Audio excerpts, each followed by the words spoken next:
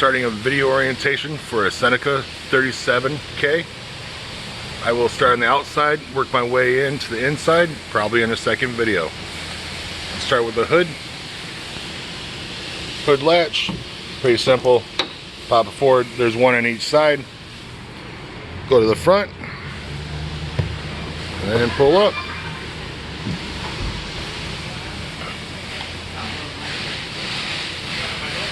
A couple things underneath here. We have your washer fluid, coolant. That's at a good level right now. Try not to fill it any much more than that. Actually gives you low when it's cold. When it gets hot, it definitely goes up. Air intake. Headlights, super easy to replace. Just pop up a flap. Now I'll warn you now, the coach has not been cleaned or washed, so you might see some debris along the video. Other side of the motor, we have your transmission dipstick, oil dipstick. You can see that there is a lock on that. Make sure the lock stays locked when you're traveling. If not, it will shoot out oil and make a big mess.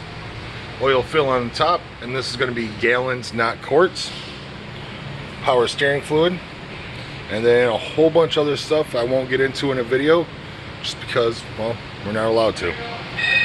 Beyond that, pretty simple chassis.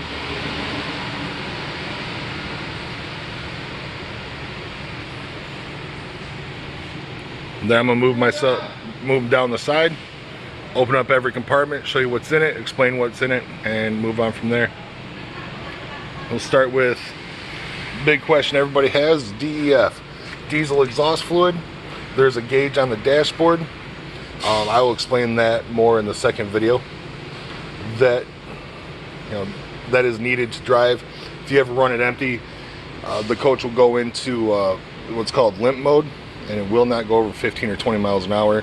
You're basically stranded. Definitely something to keep on stock. You can get it at any truck stop or any gas station basically. Rear view mirrors. Bottom one is not power, it's not heated.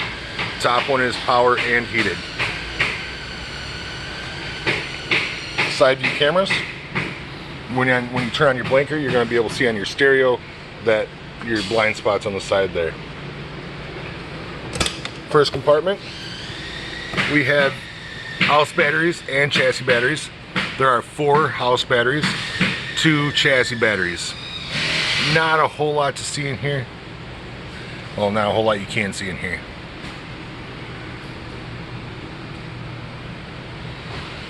Tray does come out, pull those knobs up, and it pulls out if you ever have to check batteries or change batteries out.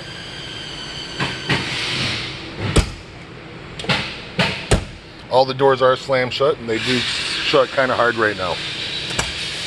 First compartment, a little bit of storage here. We have a nice size inverter in here, 2,000 watts. This is going to run your fridge, most of your outlets in this coach. That's a pretty nice little system there. I get a lot of questions on this door. Well, there are 2 of them. One there, one there. What it is there's a lanyard here. You pull on it, and it'll actually release air out of the air tanks. That's basically for removing any moisture that might be in the tanks. During the winter, moisture freezes, make it so you don't stop. The only time you'd use that is when you're storing it for just a little while. We also have solar prep, so if you ever want to put solar on this, you can, and that's where that's going to go.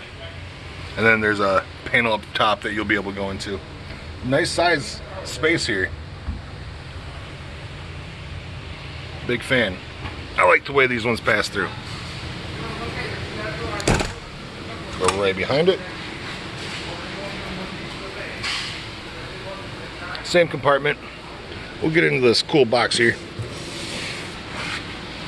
It comes with a 25-foot safe drinking hose, water pressure regulator, 4 rolls of RV marine toilet paper, a 10-foot sewage hose, which you won't need with this one because it has a macerator, 15 drop-ins for your black tank. Take a 5-gallon bucket, fill it with 4 gallons of water, drop one of them in, let it dilute, and then pour the whole bucket down the toilet. Or you probably have to do it to both of them. This has 2 toilets, 2 black tanks. What that's going to do is going to help break down solids as well as keep the odors down a little bit. You also get a 30 to 15 amp adapter. With that, do not run the air conditioner. You do have a 50 to 30 amp adapter on here, and you can run 1 air conditioner with that. Do not run both with 30, and only run none with that adapter. Compartment behind that.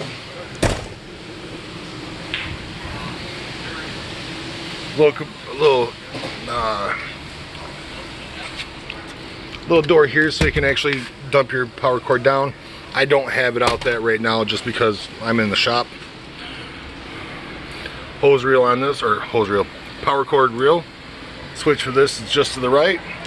Push it up, let go, and it comes back to unlock so you can pull it out manually. Tires on this are going to be 110 pound PSI on the inner and outer, as well as the front tires. We'll get into the wet bay. This thing can be a little intimidating to new people.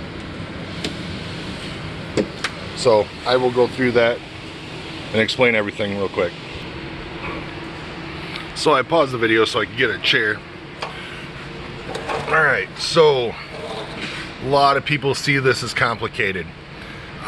It's actually a very simplistic system, especially with the pictures, how they want you to run things. So right now I am hooked up to city water. I am running just city water. So you match those to what the valves are actually going to look like. So if you're going to dry camp and you want to use your tanks for your water, turn your valves to basically that.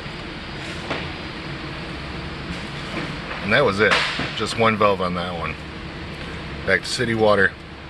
Just quarter turn valves, nothing special, nothing fun, but a lot of people's brains just overcomplicate that one. It's very simple use. To the right you have the light, then pump. Lights on means the pump's on. It is basically a 3-way switch.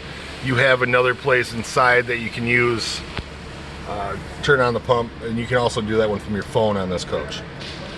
Outside shower is going to be for, well, that quick connect on it, hook into it. You'll have hot and cold water just in case, you know, you decide to go mudding and you get a whole bunch of mud all over you. You can take a shower outside. I'll get to the macerator in a second. Outside shower, paper towel roll. This is going to be your macerator. Basically, the macerator does is it grinds up any of the solids that goes through. Grinds up all your solids, runs it through this hose. This is also why you do not need the other sewage hose. With this one, basically, there's a little bit of water in here now, so when I open it, it will pour out.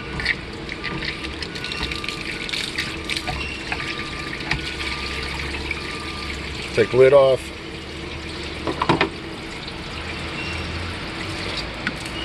Put that on the ground.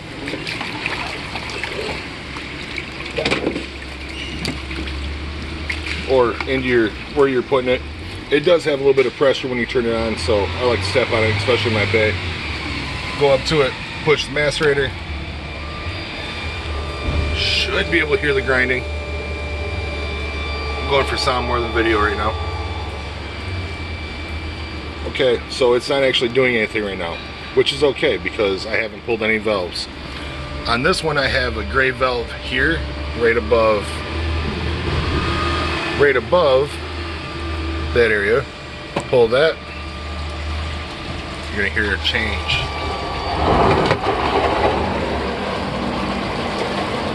Basically gonna pump out the water.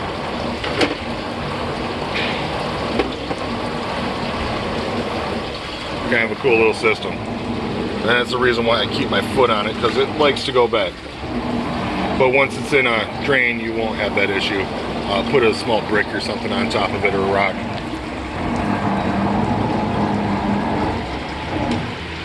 But I can turn off the macerator with this situation because I just pulled the gray tank and drain the water as well with it.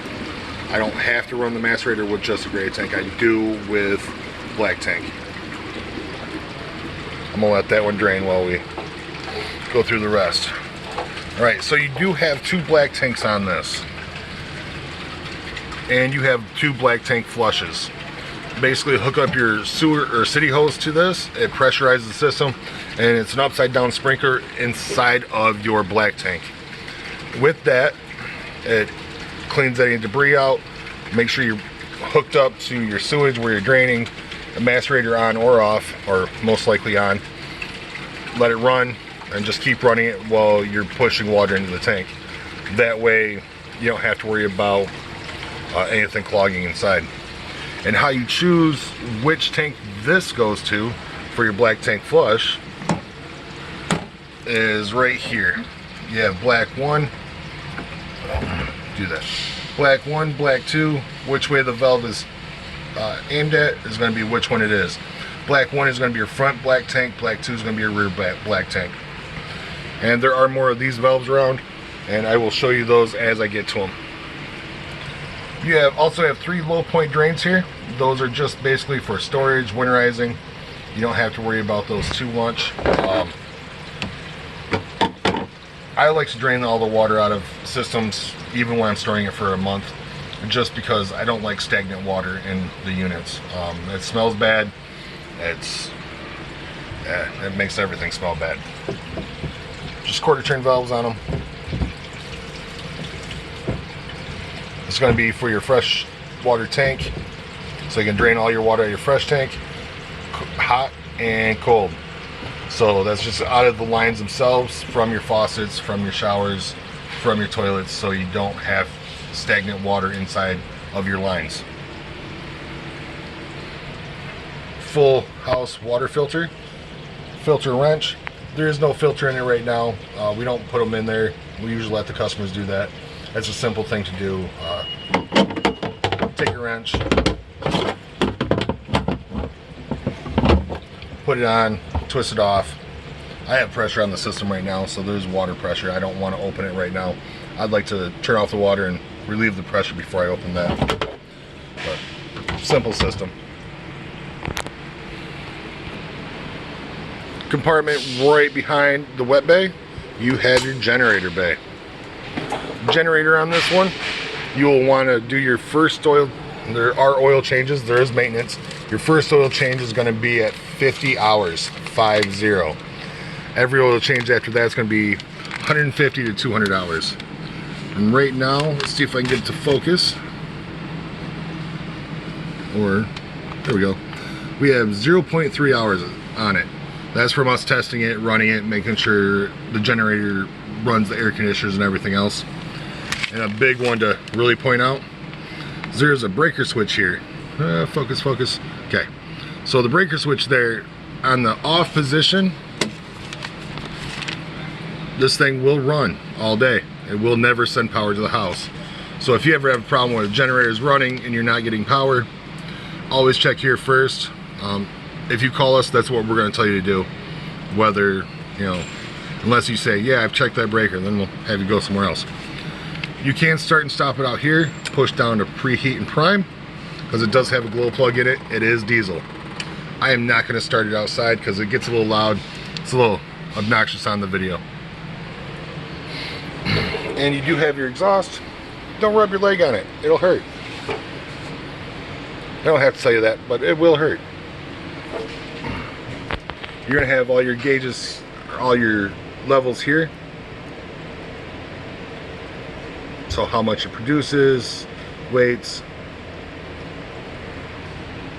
You're also going to have, I was looking for how much oil this took. I'm not seeing it on this one. Alright, so to change your oil, there's a plug underneath in a compartment. And then Right here is your dipstick. So the yellow one is your dipstick. The gray one is your coolant. You can see your coolant. Why is this bad guy be in my way all day? You can see your coolant through this side. It'll show you high and low, minimum, the hot or cold. Check on those periodically. I wouldn't say all the time, but quite often, 2 or 3 times a year at least.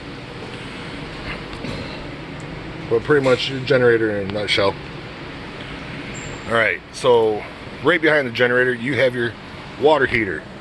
I was going to say hot water heater, but I'm not going to heat up hot water. It is electric and propane. I only open this so you can see the plug to drain this from having stagnant water in there. So even if you're storing this for a week or two, just pull the plug, let the drain out. And on this one, especially when you're winterizing, pull that plug. Or there's another drain here. It's a quarter turn valve. That's going to drain your black tank. You don't have to worry about any of the stagnant water in there. Just open it up, it'll drain out, close it back up, and you're ready to run again. Just make sure there's there is water in the tank before you turn on the electric element. And I will show you how to do that on your control panel inside when I get there. Right above the wet bay is your ultra low sulfur diesel fuel only. Green cap, green nozzle at the pump. Basically any diesel that you can get a hold of, it'll work in there. Just don't put a gasoline in it. Diesel's a must. Then slide out topper, so when it's out you don't get a lot of debris on it. Rain, that helps. Go to the rear of the coach. LEDs everywhere. Big fan of this. You do have a backup camera. It is adjustable. Right now it's a pretty good angle, but you can adjust that if you need to. A 7-way plug. A nice size hitch. 12,000 pound towing capacity on the hitch itself. 1,200 pound tongue weight. That is going to be for the hitch itself, not necessarily the vehicle. The vehicle may not actually pull 12,000 pounds. Check your GVW on that one.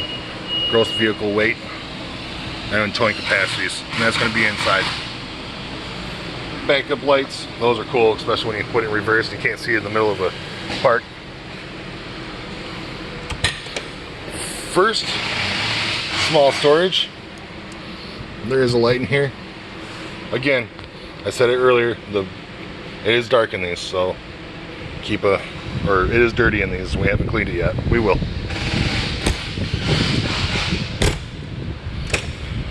Alright, so another compartment on this one, what I failed to mention, this one has gray water holding tank, black holding tank. Another light in here. Black. Push it in or pull it out depending on where you're at. And gray. So black, not that you can see it right now,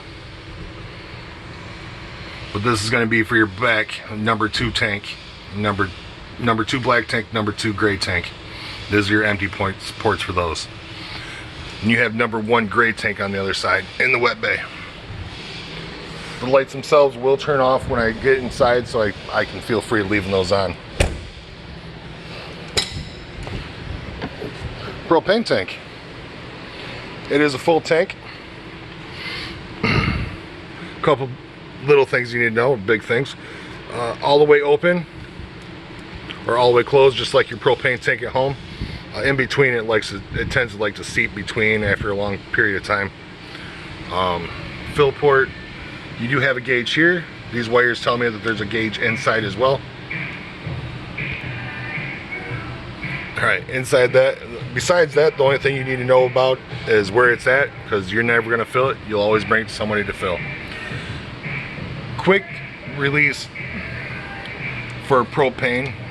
for an external grill. If you have a little grill outside, propane, you don't need a regulator for it because it already has one. But nice little thing to have outside next to the propane. Propane compartment, decent sized tires, nice awning on this. Slide out.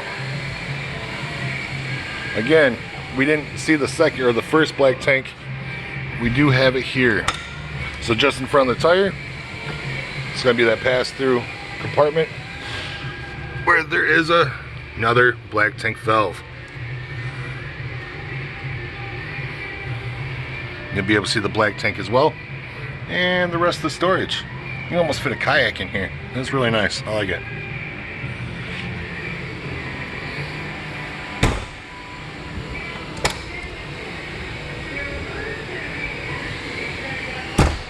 Furnace. The furnace on this one, basically it says hot. Don't touch it. A little more storage.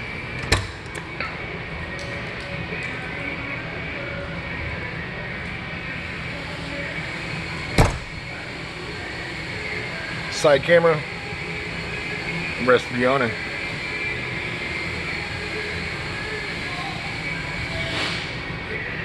Outside TV. There is a little button there. Push it.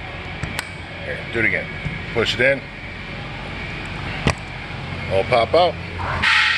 Outside TV. Stereo on this one is a DVD player, so you can play DVDs from this, send it to the TV, play the radio on here. It's kind of cool. It's also basically a sound bar, so you can actually listen to what you're listening to on the TV, whether it be over the air or from satellite dish, or DVD player from this as well, from inside. TV is adjustable, so you can't pull it out. It's held in by decent magnets, so it's not going to wiggle around while you're traveling.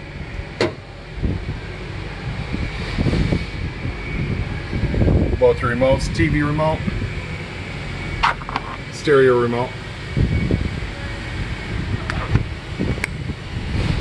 Alright, so now we're going to get to this door and the step.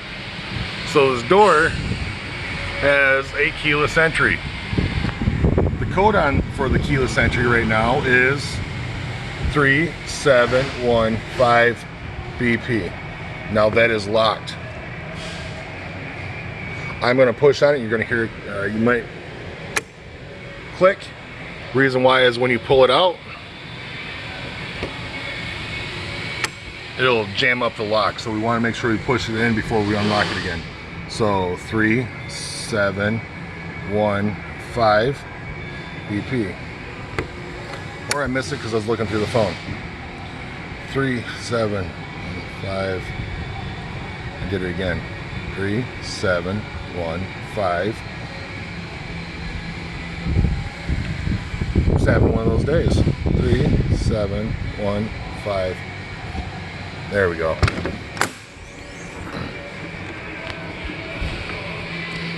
Now I'm going to teach you how to change the code real quick. Steps go out when you open the door. To change the code, there are 2 Phillips screws here. Take those Phillips screws off, this panel comes off. You'll see 4 AA batteries. With those AA batteries, there's going to be on the back of this panel here is going to be instructions on how to change the code. Pretty simple on that one. The steps themselves, they run by the screen door, not the main door.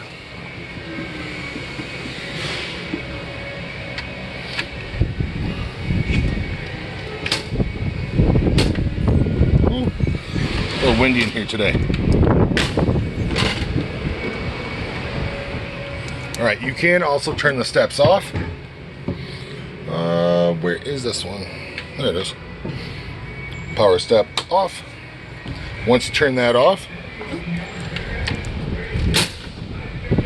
can close the screen door and no issues. Stays out in case you're hungover, you know, forget to wait for the steps to go out. or just really tired from not had your first coffee yet. But I'm gonna stop the video here, create a second video for the interior.